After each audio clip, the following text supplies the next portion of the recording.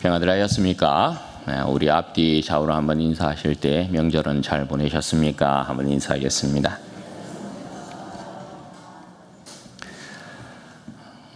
다들 잘 쉬셨는지 얼굴들이 좋습니다. 푹 쉬셨어요? 그렇군요. 푹 쉬셨으니까 새로운 힘을 얻어야 되겠죠. 더욱 열심히 우리 주님 사랑하고 충성하는 주의 백성들 되시기를 주님의 이름으로 축원드립니다. 오늘은 사법농단이라는 제목으로 하나님 말씀 전거하겠습니다. 여러분, 법이라는 것은 모든 사람에게 다 공평한 것이죠, 그죠? 이론적으로는 그렇습니다. 그러나 실제 법은 모든 사람에게 공평하지 않습니다. 법을 다루는 이 전문가 집단이 법을 왜곡하고 남용하는 사례들이 일어나기 때문에 그렇습니다. 최근에 우리가 자주 듣는 소리 중에 하나가 농단입니다. 농단. 국정농단, 사법농단. 여러분, 농단이라는 것이 뭡니까?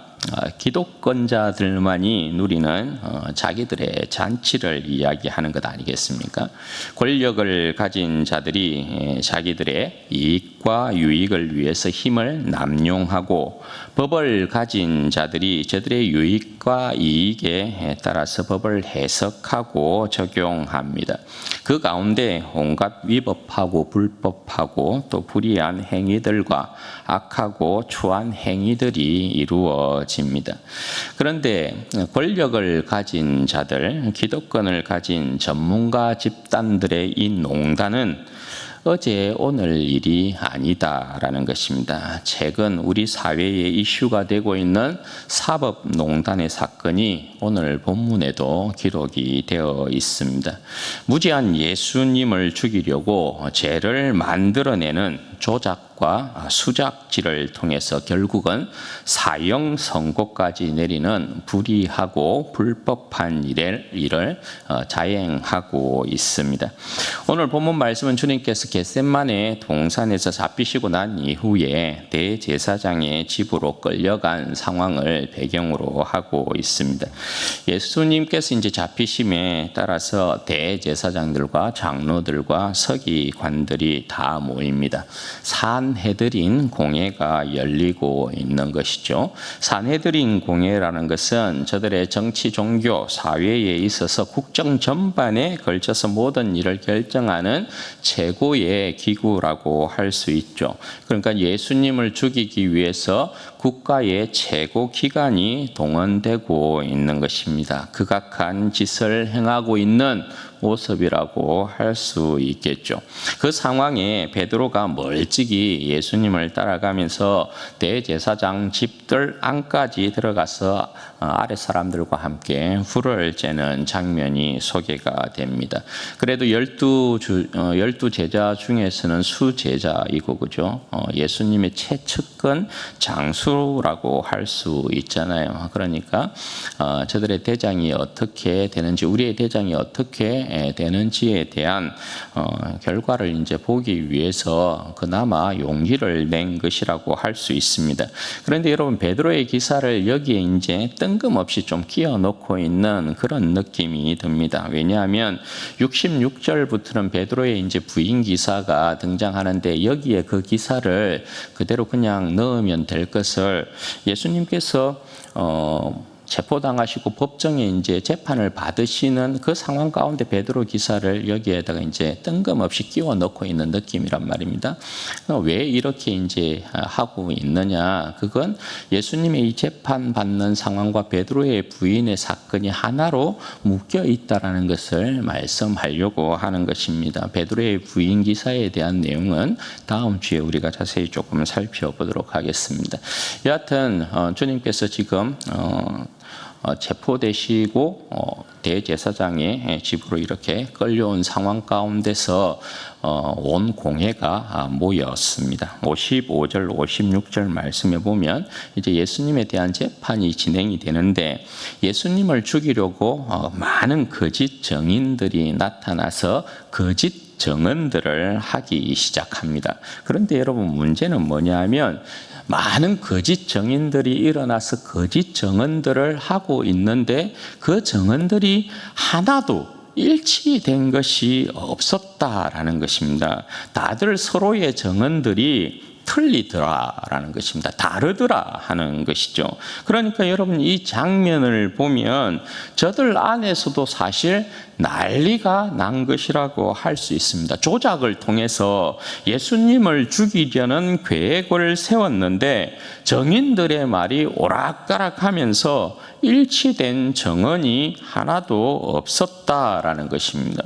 여러분 이것이 말씀하는 바가 뭡니까? 이들이 하는 짓이 얼마나 불의하고 불법함을 넘어서 얼마나 한심한가에 대한 부분을 이렇게 지적을 하고 있는 거예요.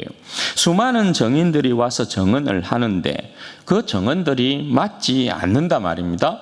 그럼 여러분 어떻게 해야 합니까? 당연히 예수님을 무죄 방면해야 되는 것이 맞습니다. 이들은 법에 정통한 자들이니까 당연히 그렇게 해야 합니다. 율법에 따라서 2인 이상의 같은 정언이 있지 아니하면 무죄로 방면해야 되는 것이 맞습니다. 그런데 이들은 이미 예수님을 죽이려고 계획하고 산해드린 공회를 연 것입니다. 결론을 정해놓고 재판을 진행하고 있는 것이란 말이죠.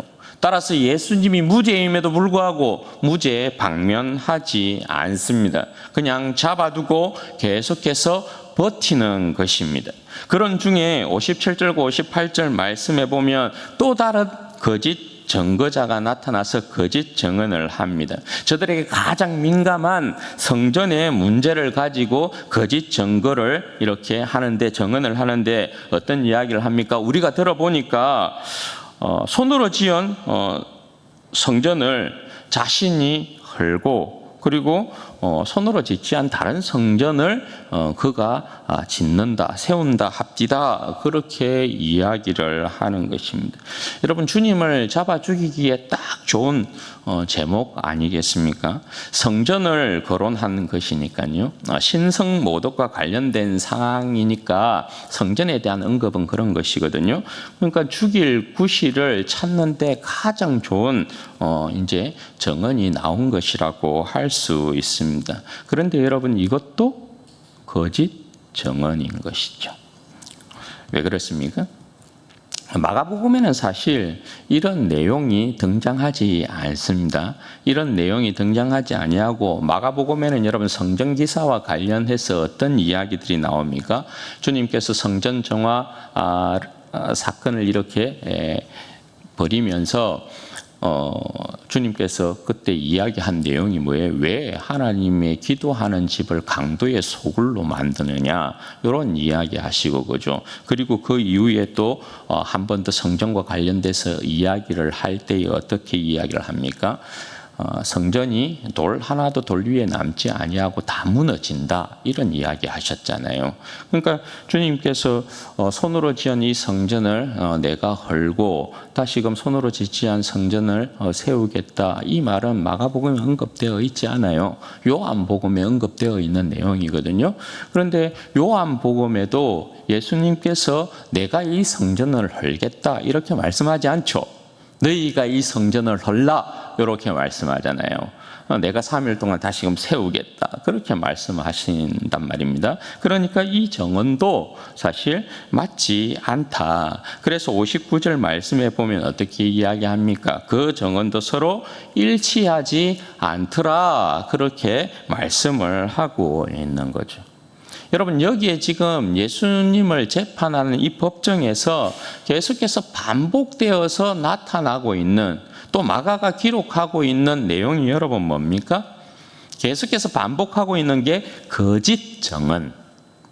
그리고 계속해서 강조하는 내용이 뭐냐면 그 정언이 일치하지 않더라.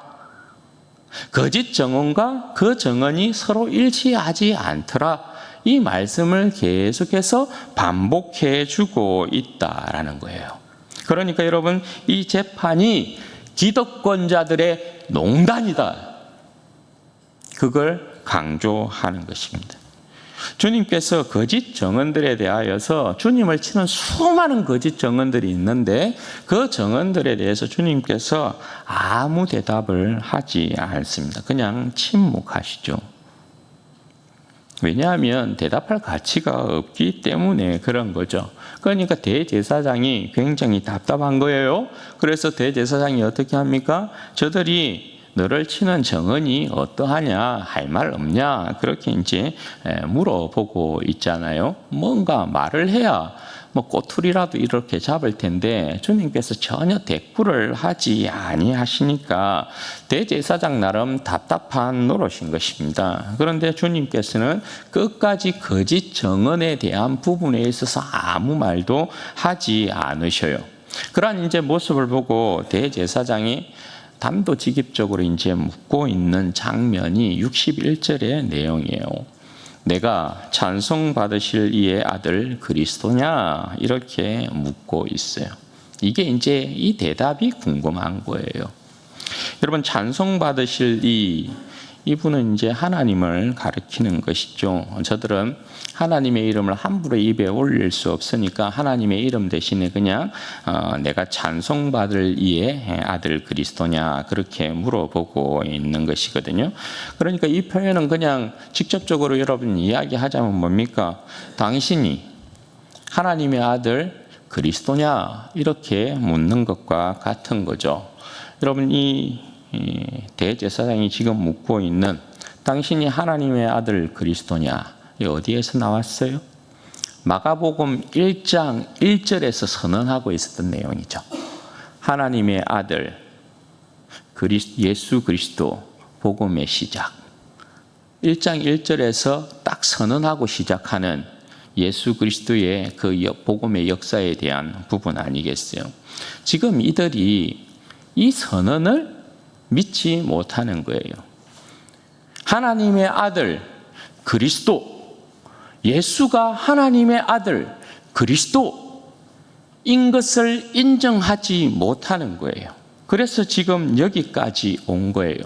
예수님이 하나님의 아들이라는 사실, 예수님이 저들의 그리스도라는 사실, 메시아라는 사실, 예수님을 통한 하나님의 새로운 역사, 곧 복음의 역사가 시작되고 이루어진다는 것을 인정하고 있지 못하기 때문에 지금 이 상황에까지 이르고 있는 것이란 말입니다. 거짓 증거들에 대해서는 침묵하셨던 주님께서 이 질문에 대하여서는 명확하게 그들에게 대답하십니다. 62절요. 예수께서 이르시되 내가 그니라. 인자가 권능의 우편에 앉은 것과 하늘 구름을 타고 오는 것을 너희가 보리라. 여러분, 내가 그니라. 이 여러분 뭡니까? 네가 하나님의 아들 그리스도냐? 내가 그니라. 뭡니까?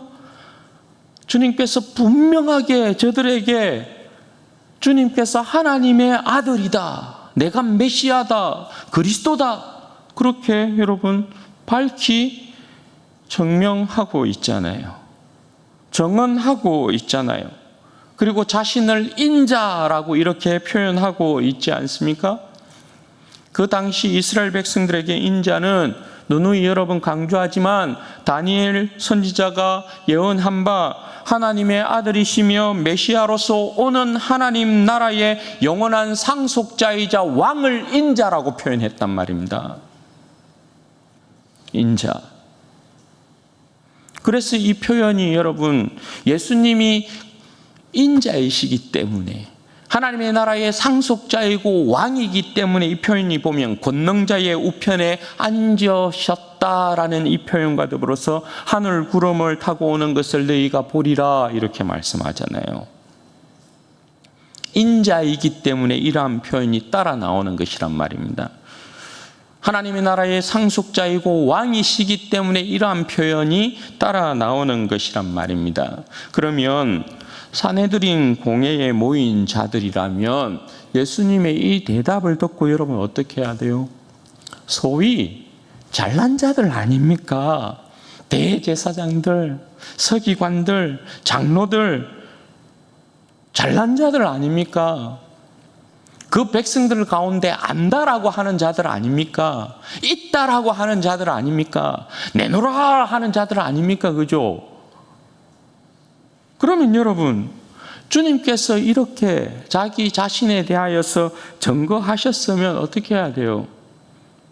주님 앞에 납작 엎드려야 되죠. 주님께서 그동안 그 백성들 가운데서 거하시면서 행하신 일들, 가르치신 일들을 생각해보고 납작 엎드려서 어떻게 해야 돼요? 예수 그리스도의 주되심을 인정하고 하나님의 아들이심을 고백하고 경배하고 주님을 찬양하고 높여야 되죠. 그게 정상이잖아요. 그런데 여러분, 대제사장의 반응이 어떻습니까? 정반대의 반응이에요. 대제사장이 막 그 예수님의 대답을 기다렸다라는 듯이 뭐 이 다른 정인이 필요 없다 하면서 자기 옷을 쫙쫙 찢는 거예요. 여러분, 옷을 찢는다라는 것은 뭘 이야기합니까? 하나님에 대한 참남함, 하나님에 대한 어떤 모독, 하나님 앞에서의 통해, 자복, 슬픔, 회개, 괴로움, 이것을 표현할 때 이스라엘 백성은 옷을 찢거든요. 네. 그래서 하나님 앞에서의 극단적인 어떤 괴로움, 아픔들을 막 슬픔들을 표현하는 것이란 말입니다. 대제사장 나름 여러분 얼마나 종교심이 높은 행위입니까? 참남한 말을 들었으니까, 참칭하는 말을 들었으니까 대제사장 나름 굉장히 종교심 깊은 행위를 지금 나타내고 있는 거예요. 듣지 못할 말을 들었다면서 주님 앞에 이 망극한 일이 있나 하면서 하나님 앞에서 자신의 옷을 찢어 버린 것이에요. 그런데 여러분, 대제사장이 지금 이 모습이 얼마나 가증스럽고 얼마나 악하고 추합니까? 감히 진짜 메시아이신 예수님 앞에서, 진짜 하나님의 아들인 예수님 앞에서, 진짜 저들의 구원자인 주님 앞에서 어떻게 종교적인 쇼를 할 수 있냐고요. 어떻게 여러분 주님 앞에서 감히 위선을 떨 수 있냐고요. 어떻게 외식적인 모습, 가식적인 모습, 거짓된 모습을 드러낼 수가 있냐고요.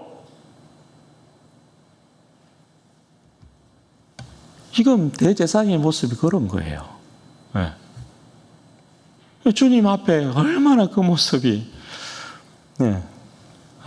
참 간이 배 밖으로 나온 그런 상황 아니겠어요? 그러고서는 대제사장이 같이 모인 그 공회원들에게 신성 모독에 대한 이야기잖아요. 내가 하나님의 아들이다. 내가 인자다. 그렇게 자기를 고백했으니까 신성 모독의 행위이죠. 그러니까 대제사장이 이 어떻게 하면 좋겠노? 그렇게 판결을 물으니까 모두가 사형에 해당한다 하고 정죄한 것입니다. 그러니까 다 그 나물의 그 밥인 것이죠. 작당이 이루어지고 사형 선고를 내림으로 말미암아 그 작당이 완성된 것이라고 할 수 있어요. 그렇게 여러분, 예수님을 정죄하고 난 이후에 그곳에 모인 사람들이 예수님에게 행한 짓이 뭡니까? 어떤 사람은 예수님에게 침을 뱉고, 어떤 사람은 예수님의 얼굴을 가리고 때리면서 선지자 노릇하라 이렇게 이야기하고, 하인들은 또 예수님을 손바닥으로 치는, 그러니까 이 부분은 여러분 정확하게 예수님에게 침을 뱉는 행위는 모욕하는 행위이죠. 예수님에게 주먹질하면서 선지자 노릇하라 이렇게 한 것은 조롱하는 거죠. 하인들이 예수님을 때린다고요? 하인들 맞아? 그러니까 예수님을, 왕 중의 왕이신 예수님을 천대하고 있는 거죠.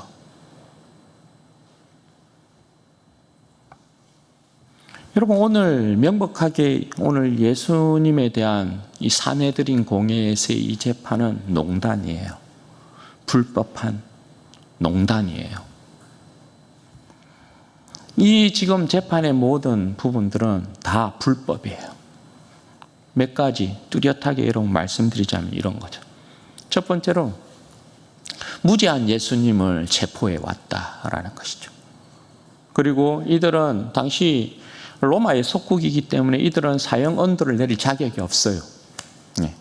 산헤드린 공회라도 사형 언도를 내리고 집행도 할 수 없어요. 요한복음에는 이제 그 내용이 우리에게는 사형의 권한이 없나이다 이런 식으로 이제 이야기를 하죠.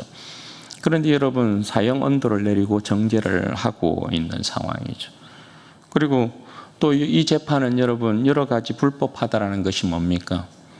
거짓 증인들, 거짓 증언들로 계속해서 채워지고 그 재판이 이루어졌다라는 것입니다. 그리고 마지막으로 이 재판은 저들의 간섭에 따라서도 맞지 않아요. 저들의 간섭에 따르면 재판들은 명절에 열리지 않거든요. 명절에 열리지 않아요. 그런데 6월절에 6월절 뒤에 바로 재판을 이렇게 열었잖아요. 그리고 이 재판이 열린 시간은 밤 사이와 새벽 시간이거든요. 일반적으로 밤 사이에서 새벽 시간은 재판을 열지 않아요. 그러니까 이것도 불법인 것이에요.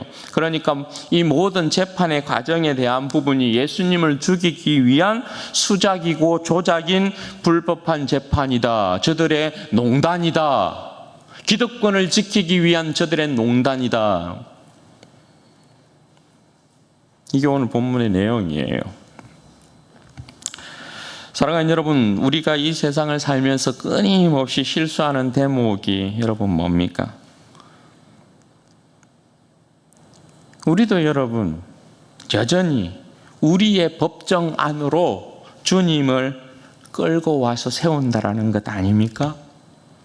여러분 여기에 수많은 삶의 문제들, 의심들, 고난들, 죄의 욕망들이라는 거짓 증언들을 불러 모아 세워요.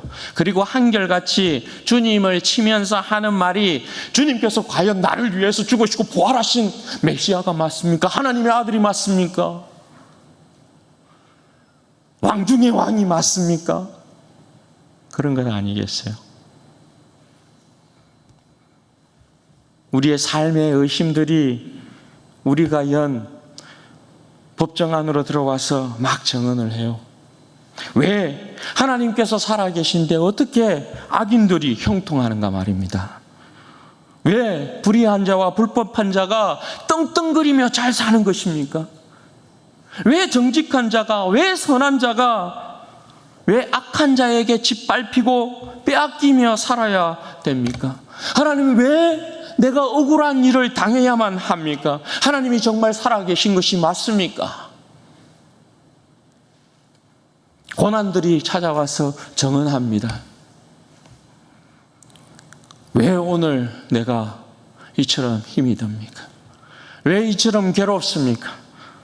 내가 나름 교회도 잘 다니고 예배도 하나님 앞에 잘 드리고 기도도 어느 정도 하고 봉사까지 잘하고 그나마 성실하게 살았는데 하나님 왜 오늘 내 건강이 무너집니까? 오늘 왜 내가 이렇게 아픕니까? 왜 내가 직장에서 그리고 인간관계에서 이렇게 힘들고 어려운 일들을 당해야 됩니까? 주님께서 과연 나와 함께하는 것이 맞습니까? 죄의 욕망들이 찾아와서 예수님을 치면서 증언을 합니다. 세상에 누리고 싶고 즐기고 싶은 것이 많습니다. 쾌락도 맛보고 싶습니다. 그런데 왜 이것도 하지 말라 저것도 하지 말라 하십니까? 그냥 좀 누리고 살면 안 됩니까? 세상에 있는 것이 육신의 정욕이고 안목의 정욕이고 이생의 자랑이라고 하지만 그런 거 좀 즐기고 살면 안 됩니까? 누리고 살면 안 됩니까? 그냥 마음에 가는 대로 눈에 보이는 대로 좀 즐기며 살면 안 됩니까? 좀 대충 살면 안 됩니까? 왜 자신을 십자가에 계속해서 못 박아야 합니까? 왜 날마다 죽는 삶을 살아야 됩니까? 주님께서 과연 나를 위해서 죽으시고 부활하신 것이 맞습니까? 우리의 법정에서 여러분 이루어지는 일들이에요, 이게요. 우리의 법정에서 수많은 여러분 인생의 의심들, 의문들, 고난들, 고생들, 근심과 걱정들, 슬픔과 아픔들, 원망과 불평들을 우리의 법정에다가 세워놓고 계속해서 주님을 친다고요. 주님을 향해 비수를 날리면서 주님께서 나를 사랑하셔서 죽으시고 부활하신 분이 맞습니까? 우리는 이 사실을, 이 진리를, 주님의 이 사랑을 계속해서 부인하고 싶어요. 그래서 주님을 멀리하고 싶어요. 인정하고 싶어 하지 않는 것이에요. 그러나 여러분, 우리의 법정에선 그 어떤 정언도, 증거도, 정인도 주님께서 십자가에서 죽으시고 부활하셨다라는 이 영원한 진리를 깨거나 부정하거나 부인할 수 없어요. 왜냐하면 이 역사는 이미 일어난 역사이고 이미 확정된 역사이고 되돌릴 수 없는 역사이기 때문에 그래요. 우리 스스로도 그것을 너무나 잘 알고 있어요.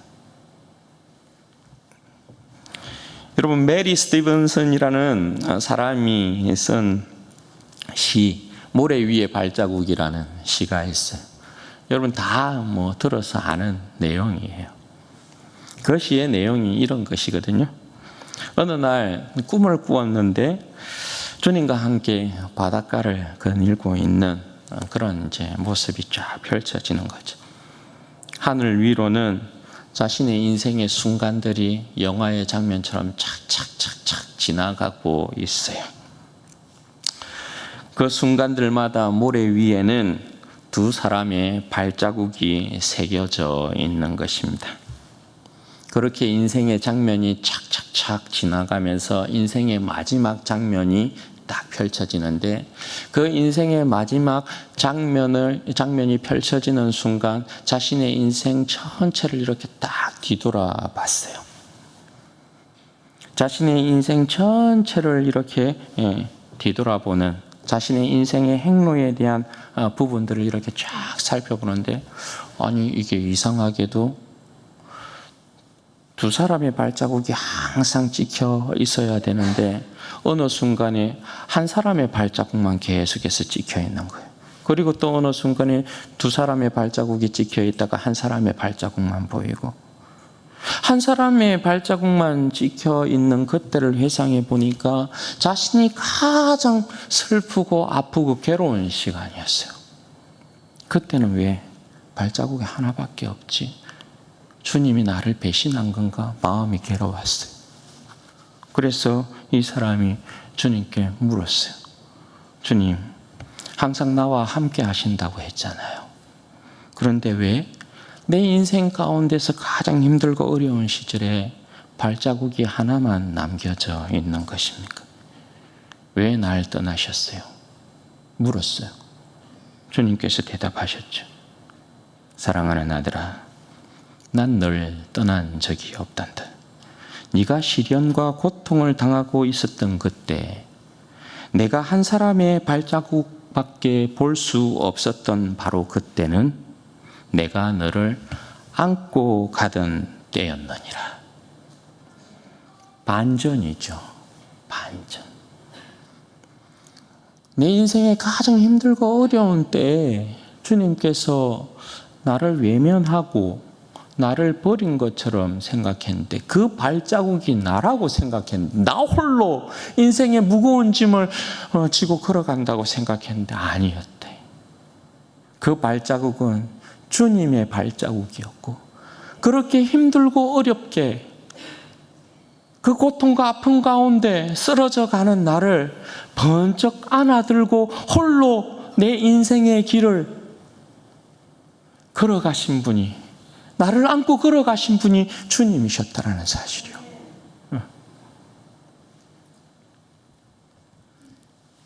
사랑하는 여러분, 우리는 주님을 우리의 법정에서 끊임없이 사형 선고를 내리고 싶어 하지만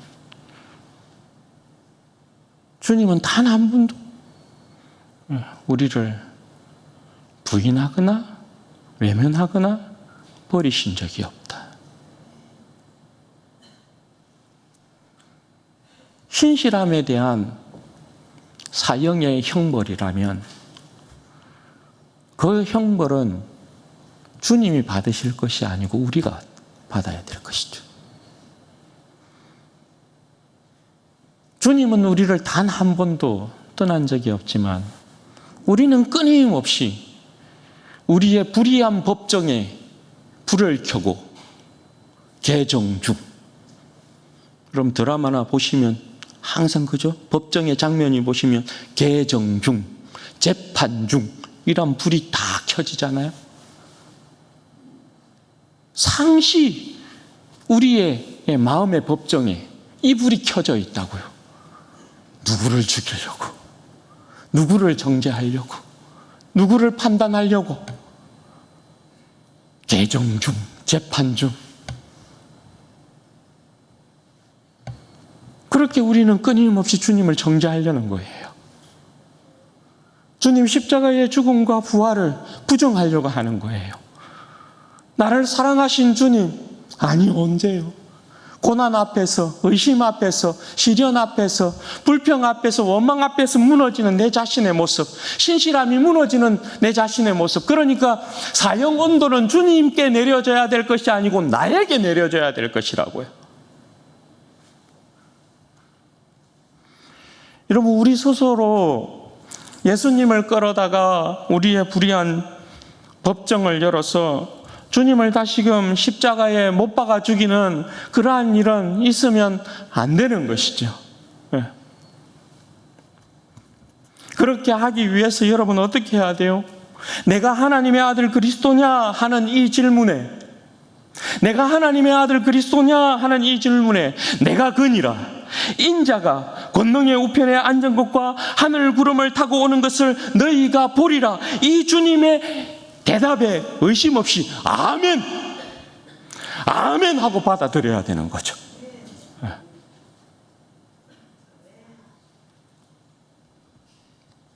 사랑하는 여러분, 우리는 주님께서 이미 우리를 위해서 죽으시고 부활하셔서 하나님 보좌 우편에 앉아 계신 것을 보지 않습니까? 성경이 우리의 눈을 열어서 그 영광스러운 장면을 보게 하시잖아요. 성령께서 의심 없이 그 장면을 받아들이게 만드시잖아요. 그래서 지금도 우리는 예수 그리스도를 주라고 고백하며 하나님의 아들이라 고백하며 왕 중의 왕이라 고백하고 있는 것 아니겠습니까? 그럼 여러분, 아멘으로 확정했으면 뒤돌아보지 말고 주님과 함께 앞만 보고 믿음의 선한 싸움을 싸우면서 천성을 향하여 나아가면 되는 것입니다. 계속해서 거짓 정인들로 가득한 불의하고 불법한 법정을 열어서 주님을 십자가에 못 박으려 해서는 아니 된단 말입니다. 우리를 위해 죽으신, 나를 위해 죽으신 주님, 우리를 위해서, 나를 위해서 다시금 부활하신 주님, 우리를 위해서, 나를 위해서 다시금 이 세상에 오신다라고 약속하신 주님, 그 주님을 지극히 사랑함으로 의심 없이 주님을 믿고 따르는 믿음의 백성이 되어야 된다는 것입니다. 여러분, 우리가 계속해서 불의한 법정을 우리 스스로 열어서 주님을 정죄하려고 하는 거예요. 원망하려고 하는 거예요. 주님을 판단하려고 하는 거예요. 주님을 떠나보내려고 하는 거예요. 그건 여러분 뭡니까? 내 자신이 주님을 따르는 사람이 아니라 욕망에 충실한 사람입니다 라는 것을 스스로 증거하는 것밖에 안 돼요.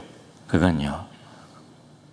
그 모습은 대제사장들과 오늘 사내들인 공회원들이 전부 모여서 불의한 재판을 열고 주님 앞에 사형 선고를 한 모습하고 다르지 않아요. 하나도 여러분 다르지 않아요.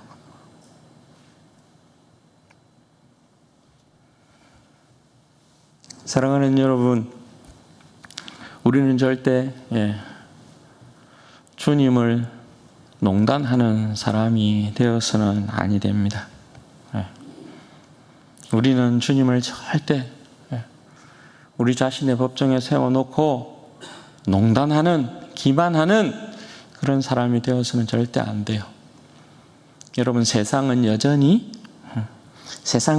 우리 주님을 끌어다가 저들의 법정에 세워두고 있어요.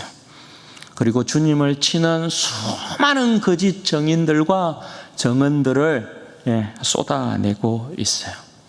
세상의 법정엔 거짓 정언들과 정인들로 가득 차요.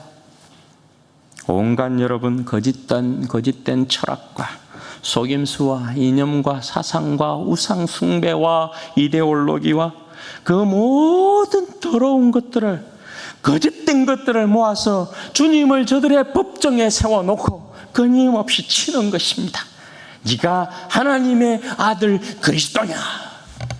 네가 죽고 부활한 그리스도냐? 끊임없이 여러분 치는 것이죠. 그러나 여러분, 주님은 결단코 흔들리지 않습니다. 십자가는 갈보리 언덕 위에 이미 우뚝 섰고 주님의 부활의 영광은 찬란하게 빛나고 있기 때문입니다.